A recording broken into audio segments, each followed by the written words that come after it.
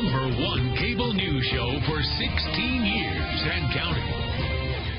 Thanks for staying with us. I'm Bill O'Reilly. In the Weekdays of Bernie segment tonight, as we reported earlier this week, legendary TV journalist Ted Koppel got into a bit of a dust-up with Sean Hannity over cable news. A year ago, Mr. Koppel was right here on The Factor saying essentially that we here at Fox are harming the national discourse.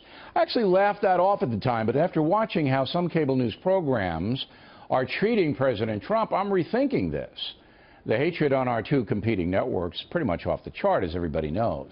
And it is polarizing the country to some extent.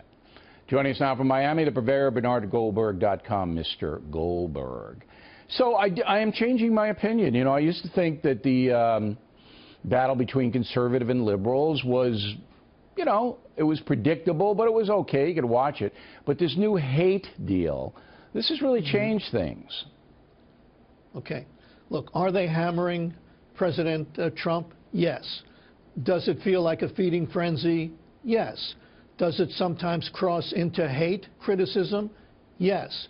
So, are they polarizing America? Yes. But you leave out a couple of very important things. The first thing is that by any rational standard, Donald Trump has said and done so many things that are unpresidential that he's handing ammunition to his enemies. As bad as they are when they cross into this hate, Donald Trump isn't an innocent victim. And the second thing you leave out is that polarization is a two-way street. There's plenty of slobbering in certain places in conservative media over Donald Trump. And that also contributes to polarization. But I don't think everybody is taking sides. I don't think that's as harmful. Because, look, if you look at President Bush and then President Obama, you had that. You had some slobbering. You had some criticism. You had back and forth. And I lived through both of those eras. Nothing like this. There are conspiratorialists now on cable television given hours to weave these, and you saw my commentary a couple of weeks ago. I mean, you know, Donald Trump's on the grassy knoll, right? He's really Sasquatch, you know, and they just on and on. But, no boundaries at all. This is totally different. Bill, you're right about that, and I watch because it's part of my job, and I sit there and I say, these people are nuts, but I think you give them too much credit. Look, Donald Trump won the election with 46% of the vote.